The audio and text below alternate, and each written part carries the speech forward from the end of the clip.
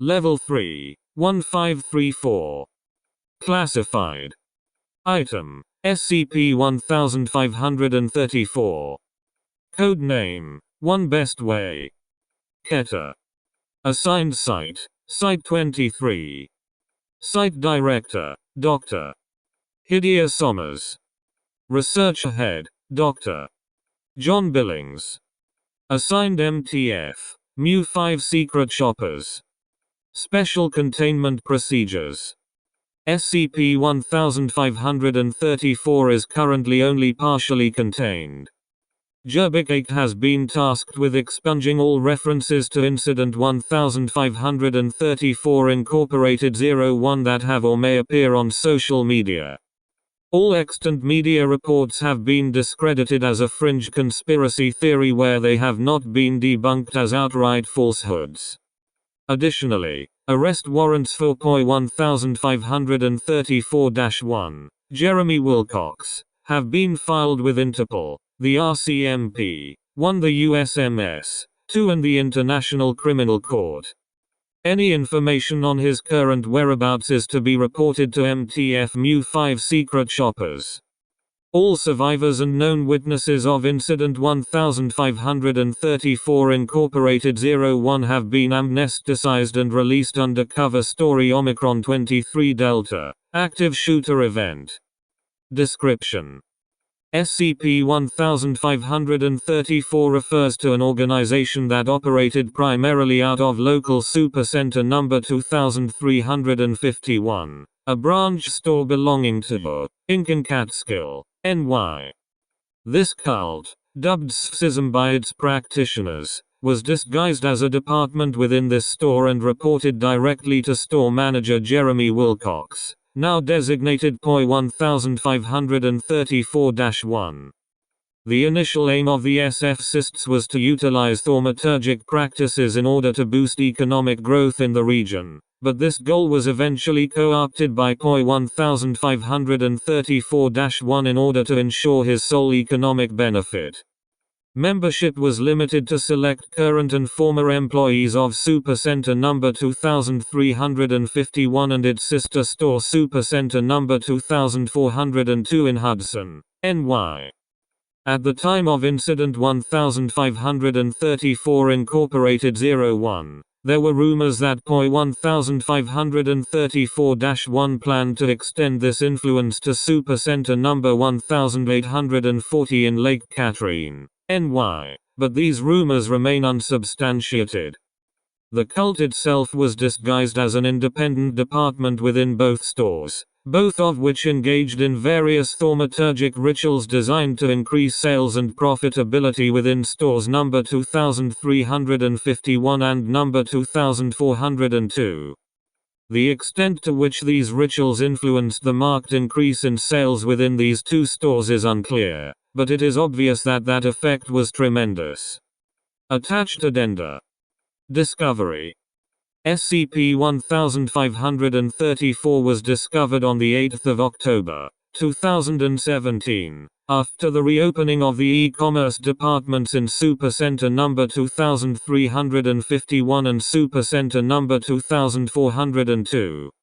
Within the week, profits at both locations increased by over 200% while the combined total shrink-free decreased to $15. Normally, the uptick of financial affairs in Supercenter No. 2351 and No. 2402 would not warrant Foundation investigation. However, the sudden and drastic increase in profit coincided with a spike in missing persons within the local region. Gerbicate deemed this sufficient cause to assign a field agent to investigate, and Agent Sev Murphy was dispatched to Supercenter No. 2351 under the guise of a new employee transfer. Per Undercover Protocol Alpha 6, Agent Murphy remained in contact with the Foundation through coded messages posted through his social media accounts. On the 23rd of December, 2017, Gerbicate notified Field Agent Command that Agent Murphy had failed to meet the designated check-in, and additional assets were deployed to his residence. Additional research. Social media posts. The following are a record of the messages posted to various social media sites by Agent Murphy during his investigation into Supercenter number 2351. Each post was accompanied by an image, which contained a message encrypted in the image EXIF data, which has been deciphered and reproduced here by Jerbik Ake. Post from the 17th of October 2017. This is Agent Sev Murphy. Fade number 225519. My wife shops here. It's been weird. I've successfully managed to integrate myself into SF-CISM 4 by agreeing to begin following the tenets and teachings of their deity, Charles V. Even signed a fancy contract and put my name in a place they call the graveyard, alongside everyone else who works or has worked there. They appear to hold a great deal of reverence for Charles and pray to him pretty consistently throughout the day. There are photos of him everywhere.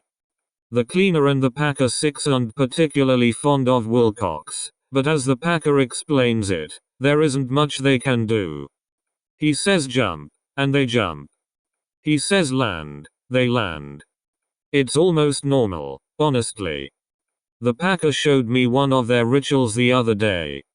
While packing 7, the device, called a scanner, he was using froze up and stopped working. He put the scanner on his packing station and started peeling the skin off his finger like a goddamned banana. I almost threw up then and there, but I managed to keep it down. The man drew some sigils on the scanner and said something.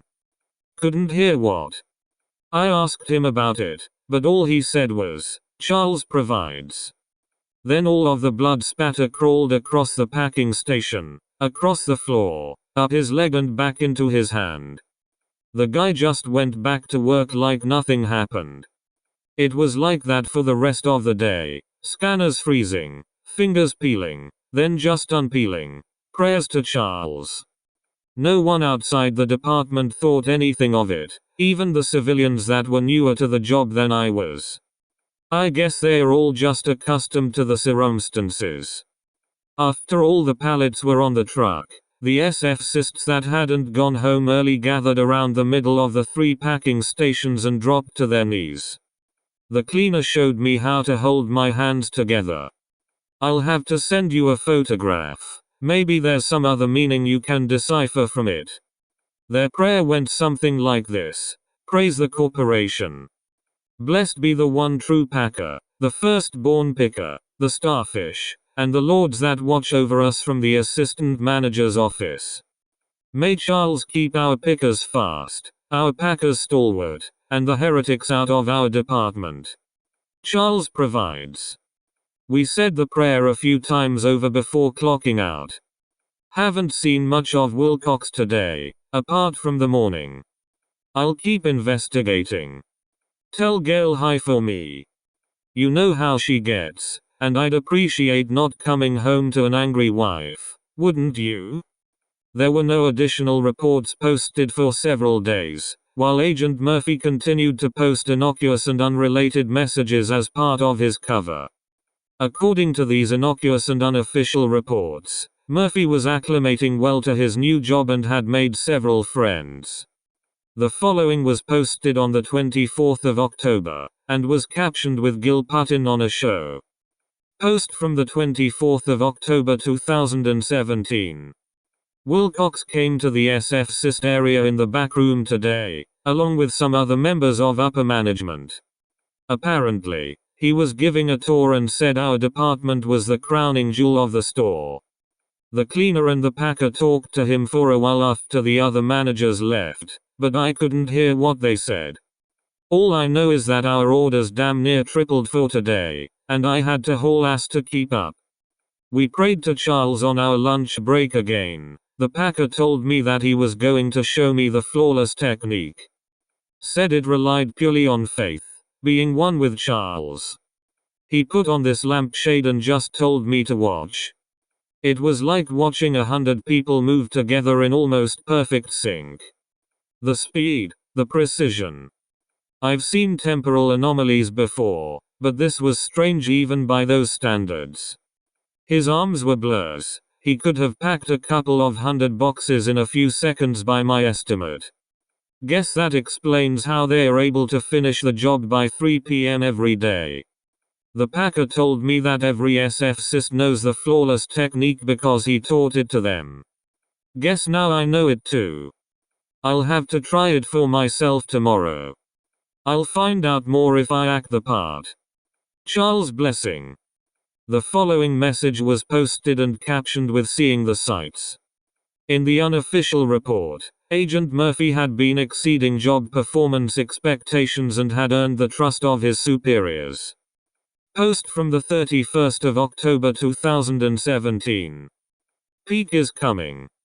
We have 8 weeks to prepare. Wilcox has demanded that we assist the store with preparations, and he has closed the department temporarily. The SFCists have taken to praying in the freezer during their breaks. Another new person got hired today and the packer asked me to show her the ropes. I don't know the way 8 well enough to be of any assistance. I worry about what's coming next. I'm told to keep Charles in my heart, but my head. I grow weary with worry. Several days later, another post was made captioned with "flawless." In the post's unrelated text, Murphy claimed that he was beginning to enjoy his time working undercover. When reminded of his mission, Agent Murphy was dismissive and avoided answering questions directly pertaining to the nature of the e-commerce department cult. Post from November 7, 2017. The flawless technique has multiple applications. Charles would be proud of my ingenuity, as would the packer wherever he is. The cleaner is preoccupied with peak preparations. She's spending a lot of time in the e-commerce department alone. I catch her praying to Charles sometimes. I swear I've seen someone or something with her, but she assures me it's nothing. That thing, it was like a breathing in for hazard. Hurt just to glance at, hurts more to think about. It must have had 100 tentacles that ended in spikes, and wet, sucking suction cups that clung to the floors and walls around the cleaner. Wilcox is pleased. Charles provides. The following post was received and captioned "exploring the sites." Agent Murphy could not be reached for further comments at the time the post was deciphered. Post from November 13, 2017. Peak came upon us. Peak has crested like a wave. None of us are now as we were. Wilcox is pleased.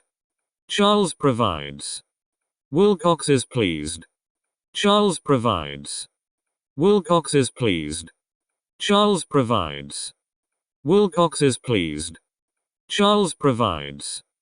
None of us are now as we were. Investigative findings. Several anomalous items, as well as an overwhelming amount of SuperCenter-related paraphernalia, were discovered in Agent Murphy's residence on the 23rd of December. Some of the items have included a SuperCenter brand vest. The vest was strung up on a wall above several still-lit candles and a photograph of an unidentified individual. The vest exhibits a mild cognitohazardous effect which prevents the observer from creating negative thoughts about SuperCenter number 2351, SuperCenter number 2402, or any of their respective employees. This effect expires after 9 hours. A check made out to Agent Murphy for $1,024.52. When held, the subject experiences extreme fatigue, lethargy, and malaise. All subjects have expressed a disdain to return to SuperCenter number 2351 regardless of prior experiences, or lack thereof, in that location. 2 severed heads, both capable of limited speech. One head repeats the phrase "it had to be done," while the other says "clean pack," at regular intervals. A writhing mass of fleshy tentacles that scuttle without any apparent pattern. These tentacles become hostile to anyone who attempts to disturb the previously mentioned vest. Incident 1534 Incorporated 01. The following recording was pieced together from various surviving surveillance cameras in Supercenter number 2351. 10 o'clock. All e-commerce employees exit the backroom and move toward the center of Supercenter number 2351. They are holding box cutters, scanners, and handheld printers. While they march, they appear to be chanting. 10:03. Agent Murphy is approached by Wilcox and the two retreat to the back room. The other e-commerce employees don lampshades and clasp their hands together. Several customers gather around the e-commerce employees and take photographs of them. 10:07. An organism resembling an arachnid with tentacle-like appendages emerges from the back room. The entity exudes a mild cognitohazardous effect that prevents surveillance cameras from depicting it in full. The entity undulates toward the closest customer and consumes them. 10:08. The entity expels the customer, who begins behaving erratically and showcasing hitherto unexpressed anomalous properties. The customer resumes shopping, but at a drastically increased pace, displaying the capability to process through an entire aisle within seconds. Once they have filled their cart, they proceed to the self-check registers. After finalizing their sale, the customer falls limp to the floor and is dragged off by a sales associate. 10:15. The entity continues to rampage through Supercenter number 2351, consuming individuals that are unable to avoid its path. 10:16. The e-commerce employees herd other customers toward the entity. 10:20. Several customers attempt to flee Supercenter number 2351 through alternative exits. All doors, save for the main entrance, fail to function as intended. 10:30. Wilcox, Agent Murphy, and two other unknown individuals emerge from the back room and proceed to the front-end registers. 10:31. The two unknown individuals kneel in a manner that would suggest prayer. Wilcox speaks to the individuals, then nods at Agent Murphy. 10:33. Agent Murphy exsanguinates the two individuals via a cut to the throat. The two individuals then orally produce several tentacle-like appendages that hang from their mouths. Using the appendages, they are able to attack nearby customers in a manner similar to the arachnid-like entity. 10:48. The tentacles detach from the two unknown individuals, and scuttle along the floor before disappearing beneath the cash registers.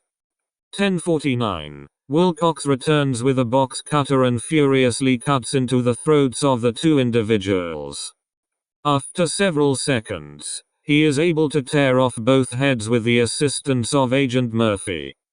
Murphy carries both heads in his hands as he follows Wilcox to the exit. Foundation's agents equipped with incendiary weaponry were dispatched to Supercenter number 2351. The three tentacled entities and several anomalous customers engaged in hostilities with Foundation operatives. Surveillance cameras begin shaking at this time. A large entity emerges from the floor beneath the e-commerce employees, but the camera footage becomes distorted, preventing observation of the entity. Several high-pitched screeches become audible before the surveillance cameras cut out. The following recording was discovered on a customer's cell phone at the entrance of Supercenter number 2351. Murphy, it had to be done. Wilcox, that's right, son. There was no other way. Murphy, the cleaner, the packer. Wilcox, they gave their lives for the cause, son. Their sacrifices allowed the rest of the congregation to flourish in a new store. And you and I will let them. Murphy, I need to make some preparations, Father Wilcox. Wilcox, we'll make a quick stop by your apartment. But before we do, I need to ask you something. Murphy, Father? Wilcox, do you trust me? Murphy, of course, Father. Charles provides. Wilcox, Charles does indeed provide. Now let's save money, and live better. Footnotes. 1. The Royal Canadian Mounted Police. 2. The United States Marshal Service. 3. Shrink in this case is defined as the amount of profit or product lost to theft, damage, and miscounting. 4. Shorthand for ship from storism, the official name for the cultists' religion. 5. Potentially Charles Law, President and CEO, U.S. e-commerce. He was promoted to the position in 2016, and is credited with expanding and building the e-commerce department into what it is today. However, it is unclear whether or not he is in any way involved in the creation of the cults in Supercenters number 2351 and number 2402. 6. The SF-cists refer to their department heads by function rather than name. Their employee records have been edited to reflect this, and their true names cannot be ascertained. 7. Packing refers to the process of scanning items in an order, placing them in a Supercenter branded box, sealing it, and then placing it on a pallet. The pallet, once full, is then placed on the truck. 8. The way is what the SF-cists call their religion when talking amongst themselves. 9. These are presumed to be the cleaner and the packer mentioned in Murphy's social media posts.